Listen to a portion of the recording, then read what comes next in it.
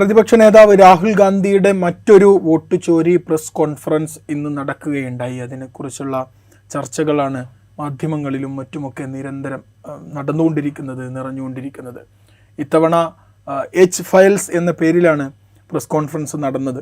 ഇതാണോ ഇതുവരെ പറഞ്ഞിരുന്ന ഹൈഡ്രജൻ ബോംബ് എന്നാണ് നമ്മൾ പരിശോധിക്കുന്നത്. എച്ച് ഫയൽസ് എന്നത് ഹരിയാനയെക്കുറിച്ചാണ്. ഹരിയാന എന്ന സംസ്ഥാനത്തൊട്ടാകെ തെരഞ്ഞെടുപ്പ് കമ്മീഷൻ്റെ സമ്മതത്തോടു കൂടി, തെരഞ്ഞെടുപ്പ് കമ്മീഷൻ്റെ ഒത്താശയോടുകൂടി നടന്ന ചില ക്രമക്കേടുകൾ അത് തെളിവ് സഹിതം കാണിക്കുകയായിരുന്നു രാഹുൽ ഗാന്ധി ചെയ്തത്. നമ്മൾ ഇൻസൈറ്റിൽ ഇന്ന് ഈ വിഷയമാണ് ചർച്ച ചെയ്യുന്നത്. സ്വാഗതം ഇൻസൈറ്റിലേക്ക്. രാഹുൽ ഗാന്ധി മറ്റൊരു പ്രസ് കോൺഫറൻസ് കൂടി നടത്തിയിരിക്കുന്നു. ഇതുവരെ നടത്തിയ പ്രസ് കോൺഫറൻസുകളുടെയൊക്കെ അതേ സ്വഭാവത്തിൽ ആ ഒരു സീരീസിൽപ്പെട്ട ഒരുപക്ഷെ കൂടുതൽ ഗുരുതരമായ ഒരു ആരോപണങ്ങളാണ് ഇതിലുള്ളത് നമുക്ക് പറയാൻ സാധിക്കും. ഒരു സംസ്ഥാനത്തെ ഒട്ടാകെ അട്ടിമറിച്ചതിൻ്റെ പ്രൂഫാണ് രാഹുൽ ഗാന്ധി കൊണ്ടുവന്നിട്ടുള്ളത്. എന്ത് തോന്നുന്നു, മറ്റുള്ള പ്രസ് കോൺഫറൻസിൽ നിന്ന് വേറെ ഏതൊക്കെ രൂപത്തിലാണ് ഇത് വ്യത്യസ്തമാകുന്നത്? അപ്പോൾ ആദ്യത്തെ പ്രസ് കോൺഫറൻസ് നമ്മൾ എടുത്തു കഴിഞ്ഞാൽ ഒരു ലോക്സഭാ മണ്ഡലത്തിന് കീഴിൽ വരുന്ന ഒരു നിയമസഭാ മണ്ഡലത്തിൽ, ഇപ്പോൾ ബാംഗ്ലൂർ സെൻട്രൽ എന്ന് പറയുന്ന ലോക്സഭാ മണ്ഡലത്തിൻ്റെ കീഴിൽ വരുന്ന മഹാദേവപുര എന്ന് പറയുന്ന നിയമസഭാ മണ്ഡലത്തിലെ മാത്രം വോട്ടേഴ്സ് ലിസ്റ്റിനെ ആധാരമാക്കിയിട്ടായിരുന്നു രാഹുൽ ഗാന്ധിയുടെ വാർത്താ സമ്മേളനം. ആ ഒരൊറ്റ മണ്ഡലത്തിൽ മാത്രം 1,250,000 വോട്ട്. അത് ഡ്യൂപ്ലിക്കേഷൻ ഉണ്ടായിരുന്നു. ഒരു അഡ്രസ്സിൽ തന്നെ 80ഉം 100ഉം വോട്ട് ചേർത്തതുണ്ടായിരുന്നു. പിന്നെ ഒരേ ആളുടെ തന്നെ വോട്ട് പല സ്ഥലങ്ങളിലായി ചേർത്തിട്ടുണ്ടായിരുന്നു. ഇങ്ങനെ പലതരത്തില്ല. പിന്നെ പുതിയതായിട്ട് വോട്ട് ചേർക്കുന്നു എന്നുള്ള മട്ടിൽ ഫോം 6, ഫോം 7 ഡിലീഷനും ചേർക്കാനുള്ള ഫോമുകൾ ഇത് ഉപയോഗിച്ചുകൊണ്ട് നടത്തിയ ക്രമക്കേട്. ഇങ്ങനെ 5 കാറ്റഗറിയിൽപ്പെട്ട വിധത്തിലാണ് ഈ 1,250,000 വോട്ട് അധികമായി ചേർത്തത്. ആ ഒരൊറ്റ മണ്ഡലത്തിലെ വോട്ട് വെച്ചുകൊണ്ട് എൻറ്റയർ ബാംഗ്ലൂർ നോർത്ത് എന്ന് പറയുന്ന ലോക്സഭാ മണ്ഡലത്തിൻ്റെ റിസൾട്ട് അട്ടിമറിക്കപ്പെടുന്നു എന്നുള്ളതായിരുന്നു രാഹുൽ ഗാന്ധി അന്ന് ഈ ഡാറ്റ സഹിതം പറഞ്ഞത്. അന്ന് തെരഞ്ഞെടുപ്പ് കമ്മീഷൻ ഇതിനെ നിഷേധിച്ചുകൊണ്ട് രംഗത്ത് വന്നു. അതിനുശേഷം വന്നതിപ്പോൾ ആലന്ത് എന്ന് പറയുന്ന നിയമസഭാ മണ്ഡലത്തിൽ 6,000 ചില്ലറ വോട്ടുകൾ അത് ഡിലീറ്റ് ചെയ്യപ്പെടുന്നു. അത് സെൻട്രലൈസ്ഡ് ആയിട്ട് ഒരു സോഫ്റ്റ്വെയറിൻ്റെ സഹായത്തോടെ അല്ലെങ്കിൽ ഏതെങ്കിലും ഒരു കേന്ദ്രീകൃതമായ സംവിധാനത്തിലൂടെ വോട്ടുകൾ ഡിലീറ്റ് ചെയ്യപ്പെടുന്നു എന്നുള്ള സംഗതിയാണ് രണ്ടാമതൊന്ന്. ഇതിപ്പോൾ ഒരു സ്റ്റേറ്റിൻ്റെ മൊത്തം ഇലക്ഷൻ റിസൾട്ട് അട്ടിമറിക്കപ്പെടുന്നു എന്നുള്ള കാര്യമാണ് രാഹുൽ ഗാന്ധി പറയുന്നത്. ഒരു ചെറിയ കാര്യം അല്ലാതാവുന്നത് എന്തുകൊണ്ടാണെന്ന് പറഞ്ഞു കഴിഞ്ഞാൽ മൊത്തം 2 കോടിയോളം വോട്ടർമാരിൽ 25 ലക്ഷം വ്യാജ വോട്ടർമാരുണ്ട് എന്ന് രാഹുൽ ഗാന്ധി പറയുമ്പോൾ ഇതില്ല എന്ന് തെളിയിച്ചു കൊടുക്കേണ്ട ഉത്തരവാദിത്വം തെരഞ്ഞെടുപ്പ് കമ്മീഷനാണ്. തെരഞ്ഞെടുപ്പ് കമ്മീഷൻ വന്നിട്ട് അങ്ങനെയൊന്നുമില്ല, ഈ ആരോപണമൊക്കെ വെറുതെയാണ്, ഞങ്ങൾ വെറുതെ പറയുന്നതാണ് എന്ന് അങ്ങ് പറഞ്ഞിട്ട് കാര്യമില്ല. ഈ ആരോപണം വന്നതിൻ്റെ തൊട്ട് പുറകെ തെരഞ്ഞെടുപ്പ് കമ്മീഷൻ പറഞ്ഞത് ഞങ്ങൾ ഉടനെ എക്സിൽ തെരഞ്ഞെടുപ്പ് കമ്മീഷൻ്റെ ഒരു പോസ്റ്റ് വരുന്നുണ്ട്. ഞങ്ങൾ ഓഗസ്റ്റ് 29 കരട് വോട്ടർ പട്ടിക പ്രസിദ്ധീകരിച്ചു. പിന്നെ സെപ്റ്റംബർ ഇത്രാം തീയതി അതിൻ്റെ എന്താ പറയുക പരിശോധിച്ച് അന്തിമ വോട്ടർ പട്ടിക പ്രസിദ്ധീകരിച്ചു. അത് രാഷ്ട്രീയ പാർട്ടികൾക്ക് കൊടുത്തു. പിന്നെ സെപ്റ്റംബർ 16 ഈ നോമിനേഷൻ നാമനിർദ്ദേശ പത്രിക പിൻവലിക്കാനുള്ള അവസാന ദിവസം ഉണ്ടായിരുന്നു. അന്ന് അന്തിമ വോട്ടർ പട്ടിക എല്ലാ കാൻഡിഡേറ്റ്സിനും കൊടുത്തു. അങ്ങനെ വളരെ സുതാര്യമായിട്ടാണ് ഞങ്ങൾ ഈ വോട്ടർ പട്ടിക കൊടുത്തിരിക്കുന്നത്. ഇത് പരിശോധിക്കാനുള്ള സംവിധാനം ഉണ്ടായിരുന്നു, അവസരം രാഷ്ട്രീയ പാർട്ടികൾക്കുണ്ടായിരുന്നു എന്നൊക്കെയാണ് തെരഞ്ഞെടുപ്പ് കമ്മീഷൻ വിശദീകരിക്കുന്നത്. അത് വിശദീകരിക്കുമ്പോൾ പോലും ഒരൊറ്റ കാര്യത്തിന് തെരഞ്ഞെടുപ്പ് കമ്മീഷൻ മറുപടി പറയേണ്ടി വരും. കാരണം ഈ രാഹുൽ ഗാന്ധി ആരോപിക്കപ്പെടുന്നത് പോലെ ഒരു ബ്രസീലിയൻ മോഡലിൻ്റെ ചിത്രം ഉപയോഗിച്ചുകൊണ്ട് സ്വാതി, സ്വീറ്റി, സരസ്വതി, വിമല അങ്ങനെ പല പേരുകളിലായിട്ട് 10ഓ 20ഓ പേരുകൾ വോട്ടർ പട്ടികയിൽ ചേർക്കപ്പെട്ടിട്ടുണ്ട് എങ്കിൽ അതെങ്ങനെ ചേർത്തു എന്ന് വിശദീകരിക്കേണ്ട ഉത്തരവാദിത്തം തെരഞ്ഞെടുപ്പ് കമ്മീഷന് വരും. അതുമാത്രം മതി ഈ എൻറ്റയർ എപ്പിസോഡ് രാഹുൽ ഗാന്ധി പറഞ്ഞ ഈ 25 ലക്ഷം വ്യാജ വോട്ടർമാരുണ്ട് എന്നുള്ളതിനൊരു ബലം കൊടുക്കാൻ ഇത് മാത്രം മതി സത്യം പറഞ്ഞു.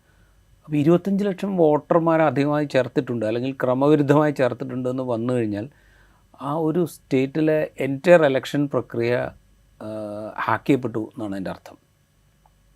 അതിനും രാഹുൽ ഗാന്ധി ഒരു കാര്യം പറയുന്നത്, കാരണം 8 മണ്ഡലങ്ങൾ കോൺഗ്രസ് ജയിച്ചിരുന്നെങ്കിൽ അവിടെ കോൺഗ്രസ്സിന് അധികാരം പിടിക്കാമായിരുന്നു. കാരണം 37 സീറ്റോ മറ്റോ കോൺഗ്രസ്സിനുണ്ട്, 8 സീറ്റും കൂടി 45 ആവും. കോൺഗ്രസ്സിന് അധികാരത്തിലെത്താം, പ്രയാസമില്ല. ആ 8 സീറ്റിലാകെ 22,500 വോട്ടിൻ്റെ വ്യത്യാസമേ BJPയും കോൺഗ്രസും തമ്മിലുള്ളൂ. അതന്നെ ഒരു മണ്ഡലത്തിൽ 30 വോട്ട്, അതെ, 30 വോട്ട് 35 വോട്ട് അത്രേ ഉള്ളൂ. നിയമസഭാ തെരഞ്ഞെടുപ്പിന്റെ വ്യത്യാസമാണത്. അതെ, അത്രയും വ്യത്യാസത്തിൽ ജയിച്ചു എന്ന് തന്നെ വെക്കുക. പക്ഷെ അപ്പോൾ പോലും ഈ ക്രമക്കേട് അവിടെ ഉണ്ടെങ്കിൽ ഇത്രയും വോട്ടിൻ്റെ വ്യത്യാസം എന്ന് പറയുന്നത് ക്രമവിരുദ്ധമായി വോട്ടർ പട്ടികയിൽ ഇടപെട്ടതിൻ്റെ ഭാഗമായി വന്ന വിജയമാണ് എന്ന് വരും. അതുമാത്രമല്ല, ടോട്ടൽ പോൾ പെർസെൻറ്റേജ് നോക്കിക്കഴിഞ്ഞാൽ 39.92 39.78 വളരെ ചെറിയ വ്യത്യാസമേ ഉള്ളൂ കോൺഗ്രസും BJPയും തമ്മിൽ.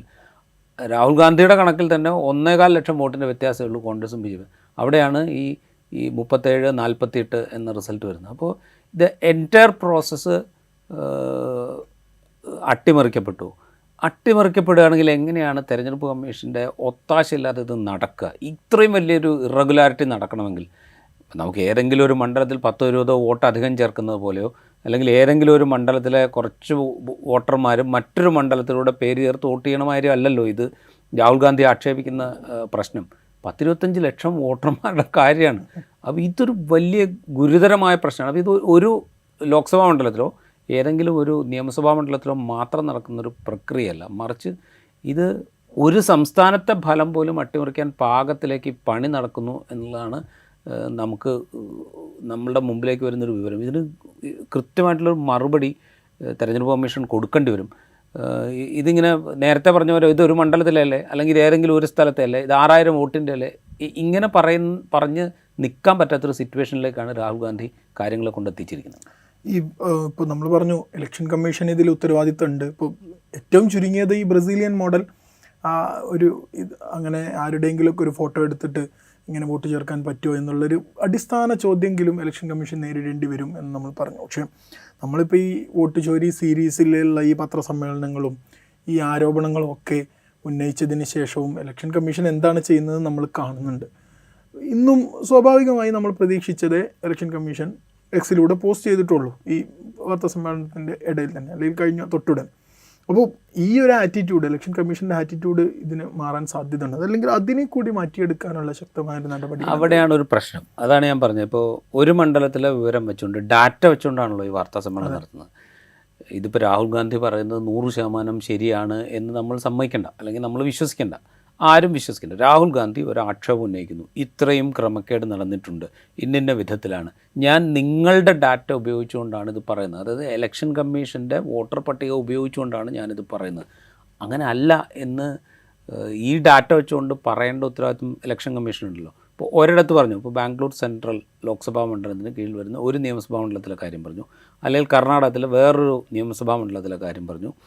അപ്പോൾ ഇതൊക്കെ ഒറ്റപ്പെട്ട സംഭവമാണ്, അല്ലെങ്കിൽ അവിടെ എവിടെയൊക്കെ നടക്കുന്ന സാധനങ്ങളാണ് എന്ന് പറഞ്ഞ് മാറാം. മൂന്നാമതൊരു സ്റ്റേറ്റിൻ്റെ കാര്യം പറയുന്നു. ഒരു പക്ഷേ രാഹുൽ ഗാന്ധി ഇവിടെ നിർത്താൻ ഉദ്ദേശിക്കുന്നുണ്ടാവില്ല, അടുത്ത ഘട്ടത്തിലേക്ക് പോകുന്നുണ്ടാവും. ഇപ്പോൾ ബീഹാർ ഇലക്ഷനെക്കുറിച്ച് രാഹുൽ ഗാന്ധി ഈ വാർത്താ സമ്മേളനത്തിൽ തന്നെ സൂചിപ്പിക്കുന്നുണ്ട്. അവസാനം അതിലേക്ക് പോയിന്റ് ഇട്ടിട്ടാണ് നിർത്തുന്നത്. ബീഹാറിലെ SIRൽ ഇതിനകം തന്നെ നിരവധി ആക്ഷേപങ്ങൾ ഉയർന്നു വന്നിട്ടുണ്ട്. ഒരുപാട് പേരെ വോട്ടർ പട്ടികയിൽ നിന്ന് പുറത്താക്കി എന്നുള്ള ആക്ഷേപം നിലവിൽ തന്നെയുണ്ട്. അപ്പോഴും തെരഞ്ഞെടുപ്പ് കമ്മീഷൻ പറയുന്നത് ഒരപ്പീൽ പോലും ഇല്ല എന്നാണ് പറയുന്നത്. ഇന്ന് ബീഹാറിലെ വോട്ടർ പട്ടികയിൽ നിന്ന് ഒഴിവാക്കപ്പെട്ട ആളുകളെ രാഹുൽ ഗാന്ധി ഹാജരാക്കുന്നുണ്ട്. പിന്നെ അടുത്തത് ബീഹാറായിരിക്കും. അപ്പോൾ എന്ന് വെച്ചാൽ ഇതിങ്ങനെ ഒരു സീരീസ് ആയിട്ട് വരുമ്പോൾ സ്വാഭാവികമായിട്ടും ഇത് ഇലക്ഷൻ കമ്മീഷൻ്റെ മാത്രം ഞങ്ങളെല്ലാം വിശദീകരിച്ച് കഴിഞ്ഞു എന്ന് പറഞ്ഞ ഇലക്ഷൻ കമ്മീഷന് കൈകഴുകി നിൽക്കാൻ പറ്റില്ല. ഇത് അതിന് മുകളിലേക്ക് പോകും. കാരണം ഇപ്പോഴുള്ള സൗകര്യം ഇലക്ഷൻ കമ്മീഷൻ എന്താണെന്ന് വെച്ച് കഴിഞ്ഞാൽ, ഇപ്പോൾ കർണാടകയിലെ ലോക്സഭാ തെരഞ്ഞെടുപ്പ് 2024 കഴിഞ്ഞു, അതിന് പരാതി കൊടുക്കേണ്ട ഒരു വിൻഡോ പീരീഡ് കഴിഞ്ഞു. ഹരിയാനയിൽ 2024 ഒക്ടോബറിലാണ് ഇലക്ഷൻ കഴിയുന്നത്, അതിൻ്റെയും പരാതി കൊടുക്കേണ്ട വിൻഡോ പീരീഡ് കഴിഞ്ഞു. ഇത് പ്രോസസ്സ് എടുക്കുന്നൊരു സമയമുണ്ട്. ബീഹാർ അങ്ങനെ ആവില്ല. ചിലപ്പോൾ ബീഹാർ 45 ദിവസത്തിനുള്ളിൽ ചിലപ്പോൾ ഈ ഡാറ്റ പ്രോസസ്സ് ചെയ്തിട്ട് മുമ്പോട്ട് കൊണ്ടുവരാൻ രാഹുൽ ഗാന്ധിക്കോ കോൺഗ്രസിനോ അല്ലെങ്കിൽ അവിടെ RJDക്കോ ഒക്കെ സാധിച്ചേക്കും. അങ്ങനെ വരികയാണെങ്കിൽ സൂചന കൂടി ഇതിലുണ്ട്. അങ്ങനെ വരികയാണെങ്കിൽ ഇത് നേരെ കോടതിയിലേക്ക് പോകും. അപ്പോൾ ഇലക്ഷൻ കമ്മീഷൻ അതിന് മറുപടി കൊടുത്തേ പറ്റൂ. ഇനിയിപ്പോൾ അത് സംഭവിച്ചില്ല എന്ന് വയ്ക്കുക, തുടർച്ചയായി ഇങ്ങനെ ആക്ഷേപങ്ങൾ വരികയാണെങ്കിൽ സ്വാഭാവികമായിട്ടും ഇലക്ഷൻ കമ്മീഷന് അതിൽ ഇടപെടേണ്ടി വരും. പ്രത്യേകിച്ച് ഇതുപോലെ വളരെ ഗ്ലെയറിംഗ് ആയിട്ടുള്ള, ഇപ്പോൾ നേരത്തെ പറഞ്ഞ ഈ ബ്രസീലിയൻ മോഡൽ എന്ന് പറയുന്നത് അത് ഉണ്ടോ ഇല്ലയോ എന്നെങ്കിലും പറയണമല്ലോ. അങ്ങനെ ഒരു എൻട്രി ഈ വോട്ടർ പട്ടികയിൽ ഉണ്ടോ, അവരുടെ ഫോട്ടോ വെച്ചുകൊണ്ട് 20-22 വോട്ടർമാരുടെ പേരുകൾ ആ വോട്ടർ പട്ടികയിൽ ഉണ്ടായിരുന്നോ ഇല്ലയോ എന്നെങ്കിലും പറയേണ്ടി വരുമല്ലോ. ഇത് പബ്ലിക് ഡൊമൈൻ ഉണ്ടല്ലോ. അപ്പോൾ ഇതൊരു പ്രശ്നമാണ്. അപ്പോൾ ഇത് ഒരു പരിധി വരെ ഇലക്ഷൻ കമ്മീഷൻ ഇങ്ങനെ ഞങ്ങൾ വോട്ടർ ലിസ്റ്റ് പ്രസിദ്ധീകരിച്ചാണ്, അത് തെരഞ്ഞെടുപ്പ് രാഷ്ട്രീയ പാർട്ടികൾക്ക് കൊടുത്തതാണ്, ഞങ്ങൾ ഇത്രാം തീയതി പ്രസിദ്ധീകരിച്ചു, ഇത്രയും പരാതികൾ വന്നു, ഞങ്ങളത് പരിശോധിച്ചിട്ട്, ഇതൊക്കെ പറഞ്ഞു നിൽക്കാൻ കുറച്ച് സമയത്തേക്ക് തെരഞ്ഞെടുപ്പ് കമ്മീഷൻ. അത് കഴിഞ്ഞാൽ ഇത് പറ്റാതെ വരും. അവിടേക്ക് എത്തിക്കുക എന്നുള്ളതാണ് രാഹുൽ ഗാന്ധിയുടെ ലക്ഷ്യം എന്നാണ് എനിക്ക് തോന്നുന്നത്. ഇപ്പം ഇന്ന് ഈ ക്രമക്കേടുകളുടെ ലിസ്റ്റ് ഇങ്ങനെ പട്ടികപ്പെടുത്തി കാണിക്കുന്ന സമയത്ത് ഫോം 6, ഫോം 7 വഴി വന്നിട്ടുള്ളത് പരിശോധിക്കാൻ അവർ ശ്രമിച്ചിട്ടുണ്ടെന്നു. പക്ഷേ ഈ മഹാദേവപുര, അലന്ത് ഈ മണ്ഡലങ്ങളിലെ കഴിഞ്ഞ പ്രസ് കോൺഫറൻസ് നടത്തി ഈ പ്രശ്നം ഉണ്ടാക്കിയതിന് ശേഷം form 6, form 7 data election commission പുറത്തുവിട്ടിട്ടില്ല. അതുകൊണ്ട് ആ കണക്ക് കിട്ടിയിട്ടില്ല. ആ കണക്ക് ഒഴിച്ചുള്ളതാണ് ബാക്കി പറയുന്ന ഈ ക്രമക്കേട് നടത്തിയ വോട്ടുകളുടെ എണ്ണം എന്ന് പറയുന്നത്. അപ്പോൾ ഇലക്ഷൻ കമ്മീഷൻ പ്രതിരോധത്തിലാകുന്നുണ്ട് കുറച്ചൊക്കെ, അതിനനുസരിച്ച് അവർ മൂവ് ചെയ്യുന്നുണ്ട് എന്നുള്ളൊരു ഇത് കൂടി ഇതിന് കിട്ടുന്നില്ല. അത് ഡെഫിനറ്റ്ലി അതാണ് അതിനകത്ത് ഏറ്റവും കീ ആയിട്ടുള്ള കാര്യം. കാരണം വെച്ച് കഴിഞ്ഞാൽ ഇപ്പോൾ ഈ മഹാദേവപുരയിലെ കാര്യം പറയുമ്പോഴാണ് ഈ ഫോം 6 എന്ന് പറയുന്ന സംഗതി വളരെ ഗ്ലെയറിംഗ് ആയിട്ട് നമ്മുടെ മുമ്പിലേക്ക് വരുന്നത്. ഇപ്പോൾ വോട്ടർ പട്ടികയിൽ പുതുതായിട്ട് പേര് ചേർക്കുക എന്ന് പറയുന്നത് എന്താ പറയുക, ഒരു പുതിയ കാര്യമൊന്നുമില്ല. എല്ലാ ഇലക്ഷന് മുമ്പും വോട്ടർ പട്ടികയിൽ ആളുകളുടെ പേര് ചേർക്കും, രാഷ്ട്രീയ പാർട്ടികൾ മുൻകൈ എടുക്കും, പുതുതായിട്ട് ഇപ്പോൾ 18 വയസ്സ് പൂർത്തിയാകുന്ന ആളുകളുടെ പേരൊക്കെ ചേർക്കും, ചിലപ്പോൾ മറ്റ് സ്ഥലങ്ങളിൽ നിന്ന് വന്ന് താമസിക്കുന്ന ആളുകളുടെ പേര് ചേർക്കും, ഇങ്ങനെ പല പ്രക്രിയകൾ നടക്കും. പക്ഷേ ഇത് 80ഉം 90ഉം വയസ്സുള്ള ആളുകളാണ് ആദ്യമായിട്ട് വോട്ടർ പട്ടികയിൽ പേര് ചേർക്കാനായിട്ട് ഫോം 6 ഉപയോഗിച്ചുകൊണ്ട് ചേർക്കപ്പെട്ടത്. അത് ഒരിടത്തല്ല, പലയിടത്ത് ചേർക്കപ്പെട്ടിരിക്കുന്നു എന്നുള്ള വിവരമാണ് മഹാദേവപുരയിൽ രാഹുൽ ഗാന്ധി പുറത്തുവിട്ടത്.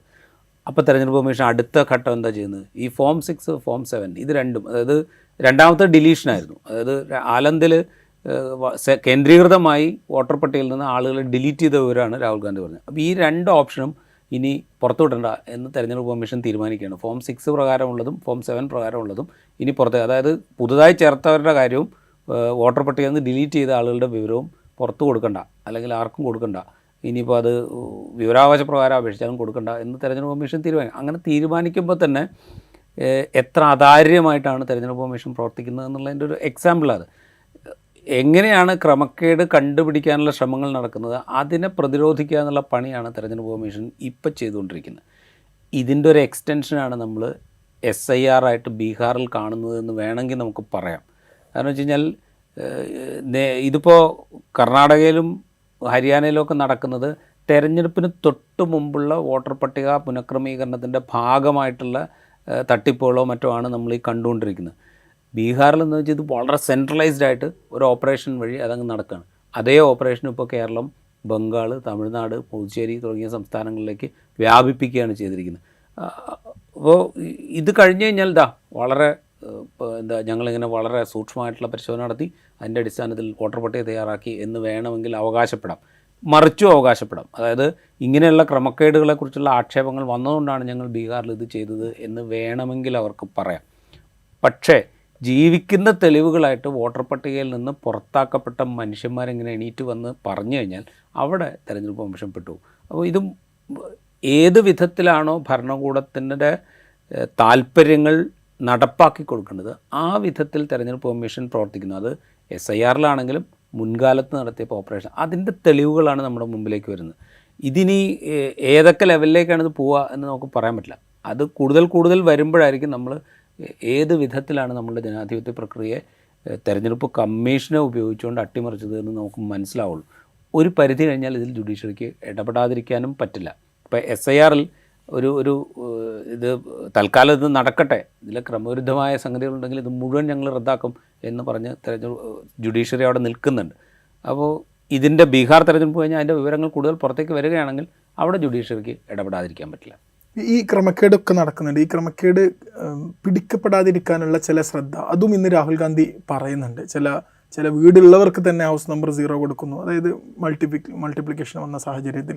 അപ്പോൾ ഇങ്ങനെ ക്രമക്കേട് പിടിക്കപ്പെടാതിരിക്കാനുള്ള ശ്രദ്ധ കൂടി കൊടുക്കുന്നുണ്ട്. ഇപ്പോൾ ഇങ്ങനെ അതും കൂടി രാഹുൽ ഗാന്ധി ഇന്ന് പറയുന്നുണ്ട്. രാഹുൽ ഗാന്ധി ഇന്ന് സൂചിപ്പിക്കുന്ന മറ്റൊരു കാര്യം, ഇത് ദേശവ്യാപകമായി സെൻട്രലൈസ്ഡ് ആയിട്ട് ഒരേ പ്രൊസീജിയറാണ് നടക്കുന്നതെന്നാണ്. അതിന് തെളിവായി കാണിക്കുന്നത് തൃശ്ശൂരിൽ സുരേഷ് ഗോപിയുടെ വിജയവുമായി ബന്ധപ്പെട്ടുണ്ടായ വിവാദത്തിൽ തൃശ്ശൂരിൽ അധികം വോട്ട് ചേർത്തിട്ടുണ്ട് എന്ന് തെളിയിക്കാൻ വേണ്ടി BJP നേതാവായ ഗോപാലകൃഷ്ണൻ പറഞ്ഞ ആ ബൈറ്റാണ് രാഹുൽ ഗാന്ധി കാണിക്കുന്നത്. ഇതിൻ്റെയൊക്കെ തെളിവ് ഇത് ഒരു രാജ്യം മുഴുക്കൻ നടക്കുന്ന ഒരു സെൻട്രലൈസ്ഡ് ഓപ്പറേഷനാണ് എന്ന് തന്നെയല്ലേ? ഇത് ഏതാണ്ട് അങ്ങനെ തന്നെയാണ്. അതിലേക്കാണ് ഇത് മൊത്തം. ഇതിൻ്റെ ഒരു ട്രെൻഡ് നമ്മളൊന്ന് ആലോചിച്ച് നോക്കുക.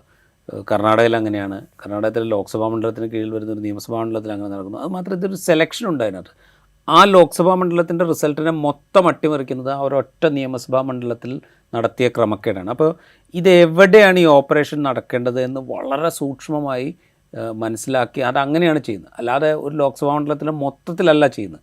ലോക്സഭാ മണ്ഡലത്തിലെ മൊത്തം റിസൾട്ടിനെ അല്ല, മൊത്തം വോട്ടർ പട്ടികയിലല്ല ക്രമക്കേട്. ഒരു മണ്ഡലത്തിലെ വോട്ടർ പട്ടികയിൽ മാത്രമാണ് ക്രമക്കേട് നടന്നത്. അപ്പോൾ അത്രയും ഡീറ്റെയിൽഡ് സ്റ്റഡി അത്രയും ഡീറ്റെയിൽ ആയിട്ടുള്ള സ്റ്റഡി നടക്കുന്നു. പിന്നെ മാത്രമല്ല ഈ സ്റ്റഡി ആൻഡ് റിസർച്ച് ഒക്കെ പോസിറ്റീവായിട്ട് ഒരാൾ ഉപയോഗിക്കുകയായിരുന്നെങ്കിൽ അത് വേറെ കേസാണ്. ഇതിങ്ങനെ സ്റ്റഡി നടക്കണമെങ്കിൽ എന്ത് വേണം? ഇലക്ഷൻ കമ്മീഷൻ്റെ ഡാറ്റ കൃത്യമായിട്ട് BJPയുടെയോ അല്ലെങ്കിൽ കേന്ദ്ര സർക്കാരിൻ്റെയോ അറിവോടെയുള്ള ഒരു പ്രോസസ്സിങ് സെൻറ്ററിലേക്ക് പോകണം അല്ലേ? എന്നാലല്ലേ ഈ സ്റ്റഡി നടത്താൻ പറ്റുള്ളൂ. അത്രയും സൂക്ഷ്മമായ സ്റ്റഡി നടത്താൻ പാകത്തിൽ ഈ ഡാറ്റ ഇലക്ഷൻ കമ്മീഷൻ്റെ കയ്യിൽ നിന്ന് പോകുന്നുണ്ടോ എന്ന ഗൗരവമുള്ള സംശയം അവിടെ നിൽക്കുന്നു. അതുപോലെ ഇപ്പോൾ ഹരിയാന എടുത്തു കഴിഞ്ഞാൽ ഹരിയാനയിൽ ഈ 25 ലക്ഷം വോട്ടർ പട്ടികയിൽ മൊത്തം ക്രമക്കേടെന്ന് പറയുമ്പോൾ എന്താ പറയുക, അതിലൊരു പരിപാടിയുണ്ട്. കാരണം വെച്ചാൽ ഇത് ഒരു സ്പ്രെഡ് ഔട്ട് ചെയ്ത് അങ്ങ് ചെയ്ത് കഴിഞ്ഞാൽ പെട്ടെന്ന് പിടിക്കാൻ പറ്റില്ല. ഇതിപ്പോൾ രാഹുൽ ഗാന്ധി ഇത് ചെയ്യണമെങ്കിൽ എന്തോരം വലിയ പ്രോസസ്സ് നടക്കണം. 2024 ആ ഇലക്ഷൻ കഴിഞ്ഞ് 2024 ഒക്ടോബറിൽ ഇലക്ഷൻ കഴിഞ്ഞ് ഇത് നമ്മൾ സംസാരിക്കുന്നത് 2025 നവംബറിലാണ്. അത് ഒരു വർഷം നീണ്ട പണിയെടുത്തിട്ടാണ് അവർ ഈ പറയുന്ന ക്രമക്കേടുകൾ ഉണ്ട് എന്ന് മനസ്സിലാക്കുന്നത്. ഡോക്യുമെൻ്റ് ഉണ്ട്, കെട്ടുകണക്കിന് ഡോക്യുമെൻ്റ് ഉണ്ട്. 93,000-ലധികം വ്യാജവിലാസങ്ങളുണ്ട് എന്ന് പറയുന്നത്. ഈ 1 ലക്ഷത്തോളം വ്യാജവിലാസങ്ങൾ ഐഡൻറ്റിഫൈ ചെയ്യണമെങ്കിൽ എടുക്കുന്ന പണി എത്രയാണ്? അപ്പോൾ ഇത്രയും പണി എടുക്കണമെങ്കിൽ വേണ്ടി വരുന്ന ഒരു പ്രയത്നമുണ്ട്. അപ്പോൾ ഇതിലേക്കൊന്നും ആരും അധികം പോകാനിടയില്ല എന്നുള്ളൊരു ആത്മവിശ്വാസത്തിലാണ് ഈ ക്രമക്കേട് മുഴുവൻ നടക്കുന്നത്. അതാണ് സത്യം പറഞ്ഞു കഴിഞ്ഞാൽ ഇവിടെ ബ്രേക്ക് ചെയ്യുന്നത് രാഹുൽ ഗാന്ധി. എന്തുകൊണ്ട് ഈ ക്രമക്കേട് സാധിക്കുന്നു എന്ന് ചോദിച്ചു കഴിഞ്ഞാൽ അത് സത്യം പറഞ്ഞാൽ രാജ്യത്തെ പ്രതിപക്ഷ പാർട്ടികളുടെ ഒരു ദൗർബല്യമാണ്. കാരണം ഇപ്പോൾ ഹരിയാനയിൽ എന്തുകൊണ്ട് ഇത് നടക്കുന്നു എന്ന് പറഞ്ഞാൽ ഹരിയാനയിൽ ഗ്രൗണ്ട് ലെവലിൽ കോൺഗ്രസ് ദുർബലമാണ് എന്നുള്ളതുകൊണ്ടാണ് നടക്കുന്നത്. കോൺഗ്രസ് അവിടെ ജയിക്കും എന്നുള്ളൊരു പ്രതീതി ഉണ്ടാകുന്നത്, അല്ലെങ്കിൽ ജയിക്കാനുള്ളൊരു സാധ്യത ഉണ്ടാകുന്നത് അത്രമാത്രം ശക്തമായൊരു ഭരണവിരുദ്ധ വികാരം ആ ഗ്രൗണ്ടിൽ ഉണ്ടായിരുന്നു എന്നുള്ളതുകൊണ്ടാണ് ജയിക്കും എന്നുള്ളൊരു സിറ്റുവേഷൻ വരുന്നത്. അതുകൊണ്ടാണ് അഭിപ്രായ സർവേകളിലും എക്സിറ്റ് പോളിലും ഒക്കെ കോൺഗ്രസ് ജയിക്കും എന്നുള്ള റിസൾട്ടുകൾ വരുന്നത്. അതിനപ്പുറം താഴെത്തട്ടിൽ ഇത്രയും വ്യാപകമായിട്ടുള്ള ക്രമക്കേട് നടക്കുന്നു എന്ന് നേരത്തെ കണ്ടെത്താൻ പാകത്തിലുള്ളൊരു സംഘടനാ സംവിധാനം കോൺഗ്രസിന് അവിടെ ഇല്ലാത്തതുകൊണ്ട് പലരും ചോദിക്കുന്നതാണ്. അവിടെ ബൂത്ത് ലെവൽ ഏജന്റുമാരുണ്ടാവും, അവരിത് പരിശോധിക്കുന്നുണ്ട്. വോട്ടെടുപ്പ് നടക്കുന്ന സമയത്ത് ഓരോരുത്തരെയും ആ പോളിംഗ് ബൂത്തിലുള്ളവർ പരിശോധിക്കുന്നുണ്ട്. അപ്പോഴൊന്നും കണ്ടെത്താത്തൊരു കാര്യം എന്നാണ് അത് കണ്ടെത്താൻ പറ്റാത്തത് ഇതുകൊണ്ടാണ്. ഇപ്പോൾ നിങ്ങളൊന്ന് ആലോചിച്ച് നോക്കുക. ഇപ്പോൾ ഈ തൃശ്ശൂർ, ഇപ്പോൾ നേരത്തെ സാലിം സൂചിപ്പിച്ച തൃശ്ശൂർ ലോക്സഭാ മണ്ഡലം, തൃശ്ശൂർ ലോക്സഭാ മണ്ഡലത്തിൽ CPMന് നല്ല സംഘടനാ സംവിധാനമുള്ള മണ്ഡലമാണ് തൃശ്ശൂർ. CPIക്ക് അത്യാവശ്യം കേരളത്തിലെ മറ്റിടങ്ങളെ അപേക്ഷിച്ച് നോക്കിയാൽ കുറച്ച് ഭേദപ്പെട്ട സംഘടനാ സംവിധാനമുള്ള മണ്ഡലമാണ് തൃശ്ശൂർ. കോൺഗ്രസ്സിന് താഴെത്തട്ടിൽ ഉണ്ടായിരുന്നില്ല, പക്ഷേ എങ്കിൽ പോലും കമ്പാരിറ്റീവ്ലി മറ്റ് സ്റ്റേറ്റുകളെ അപേക്ഷിച്ച് നോക്കുമ്പോൾ ബെറ്റർ സംഘടനാ സംവിധാനമുള്ളൊരു മണ്ഡലമാണ്. അവിടെ പോലും മറ്റ് അയൽ മണ്ഡലങ്ങളിൽ നിന്ന് ആളുകളെ കൊണ്ടുവന്ന് നേരത്തെ മുതൽ കൊണ്ടുവന്ന് ചേർത്ത് വോട്ടർ പട്ടികയിൽ ക്രമക്കേട് കാണിക്കാൻ BJPക്ക് സാധിച്ചു. ഇപ്പോൾ കാൻഡിഡേറ്റിൻ്റെ ബന്ധുക്കളെ പോലും ഇവിടെ കൊണ്ടുവന്ന് ചേർക്കുന്നു. അത് വളരെ എവിഡൻ്റാണ്, പെട്ടെന്ന് മനസ്സിലാവും. എന്നിട്ട് പോലും താഴെത്തട്ടിൽ BJP UDFൻ്റെയോ LDFൻ്റെയോ പ്രവർത്തകർക്ക് അത് മനസ്സിലായില്ല. അപ്പോൾ ഇത്രയും സുശക്തമായ സംഘടനാ സംവിധാനം ഉള്ളൊരു സ്ഥലത്ത് പോലും ഇത് സാധിക്കുന്നുവെങ്കിൽ അത് കഴിഞ്ഞിട്ട് വളരെ ധൈര്യത്തോടുകൂടെ ഞങ്ങൾക്ക് ജയിക്കണമെന്ന് തോന്നുന്ന മണ്ഡലത്തിൽ ഞങ്ങൾ ഇനിയും ഇത് ചെയ്യും എന്ന് അവർക്ക് പറയാൻ സാധിക്കുന്നുണ്ട് എങ്കിൽ, അതിപ്പോൾ ഗോപാലകൃഷ്ണനെ പോലെ കേരളത്തിലെ ഒരു ലീഡർ വളരെ ധൈര്യത്തോടുകൂടി ഇത് പറയണമെങ്കിൽ അത് കേരളത്തിൽ നിന്ന് കിട്ടിയൊരു ധൈര്യത്തിൻ്റെ പുറത്തായിരിക്കില്ല അത് പറഞ്ഞിട്ടുണ്ടാവുക എന്നുള്ളത് വളരെ എവിഡൻ്റാണ്. കേരളത്തിലെ സംഘടനാ ശേഷി വെച്ചുകൊണ്ടോ അല്ലെങ്കിൽ കേരളത്തിലെ ജയസാധ്യത വെച്ചുകൊണ്ടോ അല്ല ഗോപാലകൃഷ്ണൻ ആ വർത്തമാനം പറയുന്നത്. എന്ന് വെച്ച് കഴിഞ്ഞാൽ ഇത് മറ്റിടങ്ങളിൽ പരീക്ഷിച്ച് ജയിച്ചതിൻ്റെ ഒരു ആവർത്തനം ഞങ്ങൾ ഇവിടെ ഇതാ വിജയകരമായി പൂർത്തിയാക്കിയിരിക്കുന്നു എന്നൊരു ആത്മവിശ്വാസത്തിൻ്റെ പുറത്താണ് അത് പറയുന്നത്. അതുകൊണ്ടാണ് രാഹുൽ ഗാന്ധിയുടെ വാർത്താ സമ്മേളനത്തിൽ ആ ബൈറ്റ് ചേർത്തിരിക്കുന്നതെന്നാണ് ഞാൻ വിചാരിക്കുന്നത്. അപ്പോൾ ഇത് മൊത്തത്തിൽ നടന്നുകൊണ്ടിരിക്കുന്ന ഒരു പ്രക്രിയയാണ്, വളരെ ടാർഗറ്റഡായിട്ട് നടന്നുകൊണ്ടിരിക്കുന്ന ഒരു പ്രക്രിയയാണ്. അതും വളരെ സൂക്ഷ്മമായി ചെയ്യുന്ന ഒരു പ്രക്രിയയാണെന്നാണ് ഞാൻ വിചാരിക്കുന്നത്. ഒരു പക്ഷേ 2024 ലോക്സഭാ തെരഞ്ഞെടുപ്പിൽ ഈ മറ്റ് ഇപ്പോൾ ഒരു ഉദാഹരണം ചോദിച്ചാൽ UPയിൽ എന്തുകൊണ്ട് മറിച്ചൊരു റിസൾട്ട് ഉണ്ടായി, അല്ലെങ്കിൽ മഹാരാഷ്ട്രയിൽ എന്തുകൊണ്ട് മറിച്ചൊരു റിസൾട്ട് ഉണ്ടായി എന്നൊക്കെ സംശയിക്കുന്ന ആളുകളുണ്ടാവും. അതൊരു ഓവർ കോൺഫിഡൻസിൻ്റെ ഭാഗമായിട്ട് ചെയ്യാതിരുന്നതായിരിക്കും എന്നാണ് എനിക്ക് തോന്നുന്നത്. കാരണം വെച്ചാൽ അവിടെയൊക്കെ എന്തായാലും ജയിച്ചോളും. അവിടെയൊക്കെ ഞങ്ങൾ പരമാവധി വർഗീയമായി ഭിന്നിപ്പിക്കാൻ ശ്രമിച്ചിട്ടുണ്ട്, അതിൻ്റെ ആഴം കൂട്ടി വെച്ചിട്ടുണ്ട്, പരമാവധി വിഷം വിതയ്ക്കാൻ ശ്രമിച്ചിട്ടുണ്ട്, അതിൻ്റെ ഗുണം ഞങ്ങൾക്ക് കിട്ടിക്കോളും എന്നുള്ള ആത്മവിശ്വാസത്തിൻ്റെ പുറത്തായിരിക്കും അവിടെയൊന്നും ഈ പണിക്ക് നിന്നിട്ടുണ്ടാവുക. അതുകൊണ്ടാണ് മഹാരാഷ്ട്രയിൽ ലോക്സഭാ തെരഞ്ഞെടുപ്പ് കഴിഞ്ഞതിന് ശേഷം വന്ന നിയമസഭാ തെരഞ്ഞെടുപ്പ് വളരെ ഭംഗിയായിട്ട് ഈ പണി എടുക്കുകയും അവർ വലിയ വിജയം കൊയ്യുകയും ചെയ്തു. അപ്പോൾ ഇത് വളരെ ആസൂത്രിതമായും വളരെ ഓർഗനൈസ്ഡ് ആയിട്ടും ചെയ്യുന്നൊരു പണിയാണ് എന്നാണ് രാഹുൽ ഗാന്ധിയുടെ ആക്ഷേപത്തിൽ നിന്ന് നമുക്ക് മനസ്സിലാകും. ഇത് അങ്ങനെ അല്ല എങ്കിൽ അത് തെളിയിക്കേണ്ട ഉത്തരവാദിത്വം രാജ്യത്തെ തെരഞ്ഞെടുപ്പ് കമ്മീഷൻ. കാരണം വെച്ചാൽ ഈ ജനാധിപത്യ പ്രക്രിയയെ നിശ്ചയിക്കുന്ന, ജനാധിപത്യ പ്രക്രിയയെ സുതാര്യമായും സുഗമമായും സ്വതന്ത്രമായും മുന്നോട്ട് കൊണ്ടുപോകുന്നുവെന്ന് ജനങ്ങളോട് പറയേണ്ട ഒരു ഭരണഘടനാ സ്ഥാപനമാണ്. ആ സ്ഥാപനം ഇത്രയും ഗുരുതരമായ ഒരു ആക്ഷേപം വരുമ്പോൾ അതാ ഞങ്ങൾ വോട്ടർ പട്ടിക പ്രസിദ്ധീകരിച്ചിട്ടുണ്ട് കേട്ടോ, അതിലെന്തെങ്കിലും പാളിച്ചിട്ടുണ്ടെങ്കിൽ നിങ്ങൾ ചൂണ്ടിക്കാണിക്കേണ്ടായിരുന്നു, നിങ്ങൾ ചൂണ്ടിക്കാണിക്കാത്തതുകൊണ്ടാണ് എന്ന് പറഞ്ഞ് കൈകഴുകി നിൽക്കുന്നത് കുറച്ച് കാലത്തേക്ക് പറ്റൂ, അധികകാലം പറ്റില്ല. അതോടൊപ്പം രാഹുൽ ഗാന്ധി ഇന്നത്തെ പ്രസ് മീറ്റ് അവസാനിപ്പിക്കുന്നത് രാജ്യത്തെ യുവാക്കൾക്ക്, പ്രത്യേകിച്ച് ജെൻസി, അവർക്ക് ഇവിടുത്തെ ഡെമോക്രസിയെ തിരിച്ചു വേണമെന്ന് ആഗ്രഹിക്കുന്നവർക്ക് നിങ്ങളിത് മുന്നിട്ടിറങ്ങണം എന്നുള്ള രൂപത്തിലാണ്. അത് നിങ്ങൾ അഹിംസയിലൂടെ, ജനാധിപത്യ മാർഗങ്ങളിലൂടെ ഇവിടുത്തെ ജെൻസി, ഇവിടുത്തെ യുവാക്കൾ ഇറങ്ങണം എന്ന് പറഞ്ഞുകൊണ്ട് അത് പറയുന്ന രീതി ഇങ്ങനെയാണ്. നിങ്ങളൊക്കെ കഴിഞ്ഞ പ്രസ് മീറ്റിൽ ചോദിച്ചല്ലോ ഇനി എന്ത് ചെയ്യണം, ഞങ്ങൾ എന്ത് ചെയ്യണം എന്ന് ചോദിക്കുന്നുണ്ടല്ലോ. അപ്പം ഞങ്ങളുടെ ഡ്യൂട്ടി നിങ്ങൾ അവയർനെസ് ആക്കുക, നിങ്ങളാണ് ഇത് ചെയ്യേണ്ടത് എന്ന് വീണ്ടും വീണ്ടും ആവർത്തിച്ച് പറയുന്നുണ്ട്. ഇത് എന്തിലേക്കുള്ള സൂചന? ഇതെന്ന് വെച്ച് കഴിഞ്ഞാൽ ഇപ്പോൾ നമ്മൾ ലോകത്തിൻ്റെ പല ഭാഗത്ത് ഇത് കണ്ടുകൊണ്ടിരിക്കുന്നുണ്ടല്ലോ. ഇപ്പോൾ ശ്രീലങ്കയിൽ തുടങ്ങി, ബംഗ്ലാദേശിൽ കണ്ടു, നേപ്പാളിൽ കണ്ടു, അതുപോലെ മഡഗാസ്കർ, മറ്റു പല രാജ്യങ്ങളിൽ കണ്ടുകൊണ്ടിരിക്കുന്നു, ആഫ്രിക്കൻ രാജ്യങ്ങളിൽ ചിലതിൽ കണ്ടുകൊണ്ടിരിക്കുന്നു. അവിടെയൊക്കെ ഈ ചെറുപ്പക്കാർ എന്തിനോടാണ് പ്രതികരിക്കുന്നതെന്ന് നമ്മൾ കണ്ടാൽ മനസ്സിലാവും. ചിലയിടത്ത് അഴിമതിയോടാണ്, ചിലയിടത്ത് ഏകാധിപത്യ മനോഭാവത്തോടാണ്, ചിലയിടത്ത് പൗരാവകാശ നിഷേധങ്ങളോടാണ്, ചിലയിടത്ത് സാമ്പത്തികമായ അസ്ഥിരതയോടാണ്, ഇങ്ങനെ അല്ലെങ്കിൽ വലിയ തോതിലുള്ള ദാരിദ്ര്യത്തോടാണ്. ഇതിനോടൊക്കെയാണ് റിയാക്ട് ചെയ്തുകൊണ്ടിരിക്കുന്നത്. ഈ പറയുന്ന എല്ലാ എലിമെൻസും നമ്മുടെ മുമ്പിൽ ഇങ്ങനെ ഉണ്ട്. അഴിമതിയുണ്ട്, നമ്മൾ നേരിട്ട് കാണുന്നില്ല എന്നുള്ളതേ ഉള്ളൂ. അപ്പോൾ അദാനിക്ക് LIC 33,000 കോടി രൂപ നിക്ഷേപം നടത്താനായിട്ട് കേന്ദ്ര സർക്കാർ നിർബന്ധിച്ചു അല്ലെങ്കിൽ നിർദ്ദേശം കൊടുത്തു എന്ന് പറയുന്ന ഒരു ഗ്രോസ് അഴിമതിയാണ്. പക്ഷേ അത് നമ്മളുടെ ഒരു വലിയ വിഷയമായിട്ട് നമ്മളുടെ മുമ്പിലേക്ക് വരുന്നില്ല, അല്ലെങ്കിൽ മാധ്യമങ്ങൾ അത് ഏറ്റെടുക്കുന്നില്ല. തൊഴിലില്ലായ്മ ഒരു വലിയ വിഷയമാണ്, സാമ്പത്തികമായ അസമത്വം വലിയ വിഷയമാണ്, ദാരിദ്ര്യം വലിയ വിഷയമാണ്. നമ്മളിപ്പോഴും ദരിദ്രരുടെ എണ്ണത്തിൽ വലിയ മുന്നിൽ നിൽക്കുന്ന രാജ്യമാണ്. അങ്ങനെ പല നിലയ്ക്കുള്ള പ്രയാസങ്ങൾ അനുഭവിച്ചു. ഇതിനെ മാറ്റണമെങ്കിൽ ആരാണ് മുൻകൈ എടുക്കേണ്ടത് എന്നുള്ളൊരു ചോദ്യമാണ് രാഹുൽ ഗാന്ധി ചോദിക്കുന്നത്. അത് സ്വാഭാവികമായിട്ടും നാളെ രാജ്യത്തിനെതിരെ കലാപം നടത്താൻ ആഹ്വാനം നൽകി എന്നുള്ളൊരു ആക്ഷേപം വരാൻ സാധ്യതയുള്ളത് എന്നുള്ളതുകൊണ്ടാണ് ഇത് നിങ്ങൾ അഹിംസയിലൂടെയും ജനാധിപത്യപരമായ മാർഗങ്ങളിലൂടെയും ഇത് ഉപയോഗിക്കണം എന്ന് രാഹുൽ ഗാന്ധി പറയുന്നത്. ഈ സിറ്റുവേഷൻ മാറ്റം വരണമെങ്കിൽ രാജ്യത്ത് ഇപ്പോൾ നിലനിൽക്കുന്ന സംവിധാനം അനുസരിച്ച് ഏകമാർഗം എന്ന് പറയുന്നത് ജനാധിപത്യപരമായ രീതിയിലുള്ളൊരു മാറ്റമാണ്. ജനാധിപത്യപരമായ രീതിയിൽ മാറ്റം വേണമെങ്കിൽ തെരഞ്ഞെടുപ്പ് സുതാര്യമായി നടക്കണം. തെരഞ്ഞെടുപ്പ് സുതാര്യമായി നടക്കുന്നു എന്ന് ഉറപ്പാക്കണമെങ്കിൽ ഇനി മെനക്കെടാൻ രാജ്യത്തെ ചെറുപ്പക്കാർ മാത്രമേ ഉള്ളൂ, രാജ്യത്തെ യുവാക്കൾ മാത്രമേ ഉള്ളൂ. വിദ്യാർത്ഥികളും യുവാക്കളുമാണ് അതിനുവേണ്ടി ശ്രമിക്കുന്നത്. അതിലേക്കാണ് രാഹുൽ ഗാന്ധി അവരുടെ ശ്രദ്ധ ക്ഷണിക്കുന്നത്. അവിടെ വേറൊരു കാര്യം കൂടിയുണ്ട്.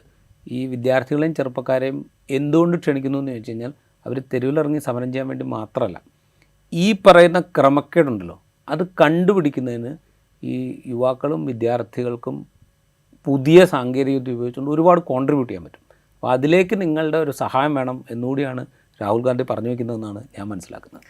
റൈറ്റ്. ഏതായാലും ദ എച്ച് ഫയൽസ് എന്ന പേരിൽ ഹരിയാന സംസ്ഥാനത്തെ തെരഞ്ഞെടുപ്പ് ഫലത്തെ അട്ടിമറിച്ച അതിൻ്റെ പ്രൂഫ് ആണ് ഇന്ന് രാഹുൽ ഗാന്ധി രാജ്യത്തോട് പറഞ്ഞത്.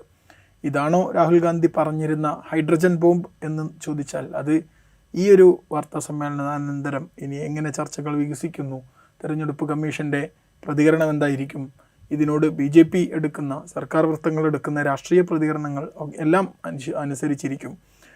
ബീഹാർ നാളെ തെരഞ്ഞെടുപ്പ് ആദ്യഘട്ടം ആരംഭിക്കുകയാണ്. ബീഹാറിലും ഇതുപോലെ ചില ക്രമക്കേടുകൾ നടന്നിട്ടുണ്ട് എന്ന് പറഞ്ഞുകൊണ്ടാണ്, അതിനുള്ള തെളിവുകൾ കൂടി ഇട്ടുകൊടുത്തുകൊണ്ടാണ് രാഹുൽ ഗാന്ധി പ്രസ് കോൺഫറൻസ് അവസാനിപ്പിക്കുന്നത്. തെരഞ്ഞെടുപ്പ് കഴിഞ്ഞാൽ, ബീഹാറിലെ ഫലം വന്നാൽ ഇനിയും ഇതുപോലെ വാർത്താ സമ്മേളനങ്ങൾ നമ്മൾ കാണേണ്ടി വരും എന്ന വ്യക്തമായ സൂചനയാണത്. രാഹുൽ ഗാന്ധി പ്രതിപക്ഷ നേതാവ് എന്ന നിലക്ക് വെളിപ്പെടുത്തുന്ന കാര്യങ്ങളെ ഏറ്റെടുക്കേണ്ടത് ഈ രാജ്യത്തിൻ്റെ ഉത്തരവാദിത്തമാണ്, ജനാധിപത്യത്തെ സ്നേഹിക്കുന്നവരുടെ ഉത്തരവാദിത്തമാണ്. അത് രാഹുൽ ഗാന്ധി പറഞ്ഞതുപോലുള്ള ഒരു ഹൈഡ്രജൻ ബോംബായി ഈ വാർത്താ സമ്മേളനം മാറുമോ എന്ന് നമുക്ക് കാത്തിരുന്ന് നോക്കാം. ഇൻസൈറ്റ് ഇവിടെ പൂർണ്ണമാകുന്നു. മറ്റൊരു എപ്പിസോഡുമായി വീണ്ടും കാണാം.